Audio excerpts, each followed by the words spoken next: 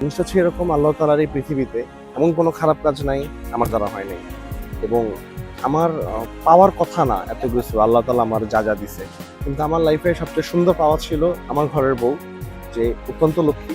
এবং আল্লাহ তাআলার দেওয়া আমার কাছে সবচেয়ে সুন্দর গিফট হচ্ছে আমার এই গাড়িটা।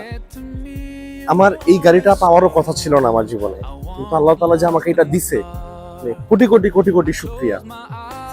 যে আলহামদুলিল্লাহ, মানে এখানে বলার মতো কিছু নাই।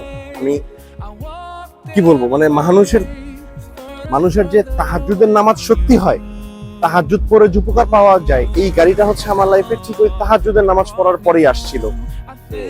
আমি বলে বুঝাইতে পারবো না আমি কত রাত তাহাজ্জুদের নামাজ পড়ার পর আল্লাহ আমাকে দিছে। আলহামদুলিল্লাহ সবকিছুর জন্য।